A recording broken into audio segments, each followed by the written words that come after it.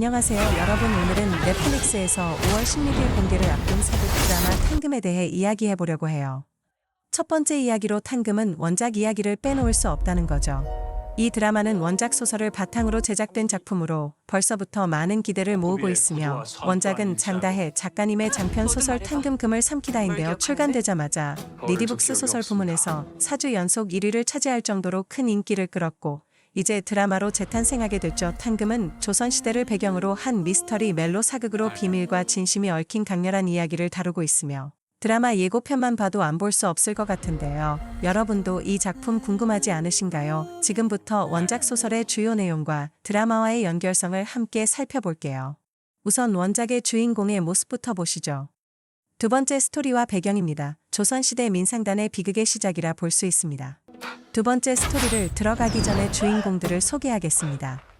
이재욱의 매력은 먼저 깊은 눈빛으로 복잡한 내면을 섬세하게 표현하는 감정 연기이며, 환혼의 장욱의 설렘이 대표적이죠. 두 번째는 소년미와 남성미를 오가는 강렬한 카리스마로 어떤 캐릭터든 압도하고, 세 번째는 187cm 큰 키와 날카로운 이목구비의 비주얼로 사극 한복부터 사복까지 뭐든 찰떡 소화하며, 마지막으로 로맨스부터 판타지까지 넘나드는 연기 스펙트럼이 매력이 넘치는 배우입니다. 조보아의 매력은 먼저 따뜻한 감정 연기이며, 맑은 눈빛으로 캐릭터의 감정을 섬세하게 표현하며, 대표작으로 구미호전, 연애는 불가항력의 이홍조가 대표적이고, 두 번째는 차가운 카리스마와 부드러움을 오가는 연기력으로 다양한 면모를 보여주고 있으며, 세 번째는 청순한 비주얼로 사극 한복부터 현대극까지 뭐든 찰떡 소화하며, 마지막으로 로맨스와 판타지를 넘나드는 연기 스펙트럼이 매력적이라 볼 수 있습니다. 탕금에서 제2역이며 홍랑의 이복누이로 강인함과 흔들리는 감정을 지닌 인물로 조보아는 제2의 복잡한 내면을 섬세한 연기로 표현하며 드라마의 감정선을 이끌고, 이재욱과의 케미도 기대되며, 정가람의 매력은 먼저 감정의 섬세함이고 외롭고 슬픈 내면을 연기로 잘 표현하고 있으며, 대표작으로 좋아하면 울리는 애 이혜영이 대표적이며, 두 번째는 따뜻한 분위기로 캐릭터의 진정성을 더하죠. 세 번째는 183cm 큰 키와 부드러운 외모로 사극과 현대극 모두 잘 어울리며, 마지막으로 진중한 연기력으로 작은 역할에도 깊이를 주는 점이 매력적이죠. 탕금에서 무진 역을 맡았으며, 무진은 민상단의 양자로 제2에 대한 애정을 품지만 홍랑의 귀환으로 흔들리는 인물이고, 정가람은 무진의 복잡한 감정을 진중한 연기로 풀어내며 극의 긴장감을 더하고, 조보아, 이재욱과의 호흡도 기대되어 정가람의 무진 연기를 놓칠 수 없죠. 원작 소설은 24절기를 기준으로 이야기를 전개하면서 고어와 방언을 섬세하게 사용해 조선시대의 분위기를 생생하게 살려냈고, 드라마에서도 이런 디테일이 잘 반영될 것 같아서 정말 기대됩니다. 세 번째, 미스터리와 갈등이며 홍랑의 귀환과 의심의 시작입니다. 12년의 세월이라는 시간이 지난 뒤 추노꾼 독계가 홍랑을 찾아 데려오지만, 이 남자는 어린 시절의 기억을 잃은 상태로 돌아왔고, 게다가 암살 조직 검계의 일원으로 변해 있었으며, 과거에도 홍랑 행세를 한 자들은 있었지만 이번엔 다르게 전개가 됩니다. 이 남자는 민씨 부인과 놀랍도록 닮은 얼굴을 하고 있고, 민상단의 모든 정황을 일치시킵니다. 과연 이 남자가 진짜 홍랑일까요? 제이와 무진은 그의 존재를 믿지 못해요. 드라마 예고편에서도 제이가 당신 정말 홍랑이 맞아라고 날카롭게 묻는 장면이 나오고, 홍랑의 귀환을 축하하는 잔치가 열리는 가운데 두 사람의 의심은 점점 깊어만 가고, 여기서 두 번째 이야기로 다시 가보죠. 탕금의 이야기는 조선 후기 거대한 상단 민상단에서 시작됩니다. 민상단은 고가의 미술품 거래로 돈왕이라 불리는 거상 심열국이 이끄는 조선 제1의 상단인, 이 화려한 상단에 비극이 찾아옵니다. 심열국의 하나뿐인 외동아들 홍랑이 8살에 갑작스럽게 실종된 거예요. 그날 밤 가문은 혼란에 빠졌고, 심열국은 비싼 현상금을 걸고 조선 팔도를 뒤졌지만 홍랑은 세상에서 자취를 감춘 듯 사라졌습니다. 홍랑의 실종 책임을 지고 배다른 누이 제이는 별채에 감금당한 채 집안의 모진 구박과 멸시를 견디게 되는데, 제이는 포기하지 않고 동생을 찾기 위해 청나라로 갈 여비를 모으며 하루하루 괴로움을 참아냅니다. 그런 제이를 지켜보는 양오라버니 무진의 마음은 씁쓸하기만 하죠. 무진은 쇠락한 양반가 출신으로 홍랑의 자리를 대신해 양자로 들어왔지만 민씨 부인의 인정을 받지 못해 늘 불안정한 위치에 있습니다. 이 남자, 어릴 적 홍랑과는 너무도 달랐습니다. 눈빛도 분위기도 심지어 뻔뻔함까지 갖춘 그는 자신을 밀어내는 제이에게 자꾸만 다가섭니다. 어찌 얘서 수작질이냐? 부모님의 마음을 얻었으니 흡족할 터인데. 제이의 날카로운 말에 그는 단호히 대답하죠. 아니, 흡족하지 않아. 누이의 마음을 갖지 못했으니. 이 장면. 두 사람 사이의 금기적이고 위험한 감정선을 가장 강렬하게 보여주는 대목입니다.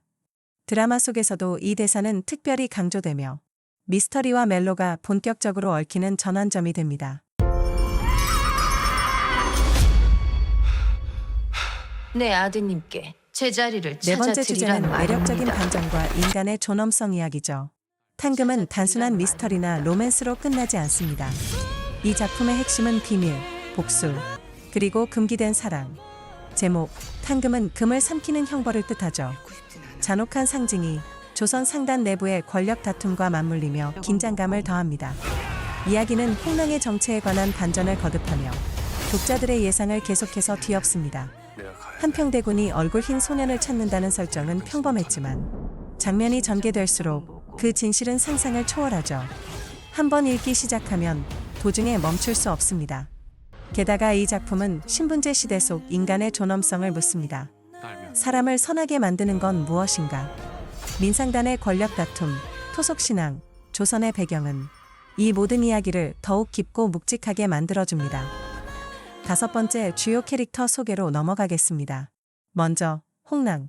이재욱이 연기하는 그는 18세, 12년 만에 돌아온 민상단의 외아들이죠. 겉으론 쾌활하지만 내면엔 상처와 혼란이 가득합니다. 제이와의 재회는 그의 기억과 감정을 흔들기 시작하죠. 다음은 제이, 조보아가 연기합니다. 홍랑의 이복누이이자 민상단을 실질적으로 이끄는 강인한 인물. 동생을 찾기 위해 청나라로 갈 여비까지 스스로 마련했지만 돌아온 홍랑 앞에서 그녀는 예상치 못한 감정에 흔들립니다. 그리고 무진. 정가람이 연기하는 이 인물은 쇠락한 양반가의 양자. 제이를 향한 오랜 마음을 품고 있지만 홍랑의 귀환으로 그의 세계는 무너지기 시작합니다. 이 세 남녀, 돌이킬 수 없는 운명의 소용돌이로 빨려들죠. 이 소설의 인물들의 이름에도 의미가 담겨 있습니다.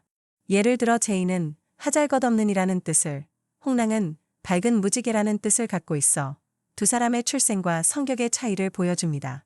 무진의 이름은 없을 무, 다할 진이라는 뜻으로 그의 앞날이 평탄하지 않음을 암시합니다. 여섯 번째 조연 캐릭터와 기대 포인트입니다. 심열국과 민씨 부인 한평대군. 조연들도 빼놓을 수 없습니다. 심열국. 박병은이 연기하는 민상단의 주인. 사업수와는 탁월하지만 수단과 방법을 가리지 않았죠. 민씨 부인에 대한 열등감과 복잡한 심리. 박병은의 묵직한 연기가 정말 기대됩니다. 민씨 부인, 엄지원이 연기합니다. 무남동녀로 태어나 권위적이고 단단한 그녀. 하지만 홍랑의 귀환 후엔 그 앞에서 무너지는 모습을 보여주죠. 그 카리스마와 무속에 의존한 심리는 극의 몰입도를 한껏 끌어올립니다. 그리고 한평대군. 김재욱이 연기하는 그는 현황의 형제. 궁에는 관심 없고 미술에 강박적인 집착을 보이는 인물입니다. 예고편에서 느껴지는 서늘한 눈빛. 그가 가져올 반전도 기대됩니다. 지금까지 탕금의 원작 소설과 드라마에 대해 살펴봤습니다. 조선시대를 배경으로 펼쳐주는 비밀과 진심의 미스터리 멜로. 벌써부터 기대되지 않나요? 장다혜 작가의 섬세한 필력, 김홍선 감독의 연출, 그리고 이재욱, 조보아, 김재욱 배우의 열연까지. 여러분은 어떤 장면이 가장 기다려지시나요? 다음 영상에서는 연출 스타일과 배우들의 숨은 매력까지 더 깊이 파헤쳐 볼게요. 구독과 좋아요 잊지 마시고요. 그럼 다음에 또 만나요.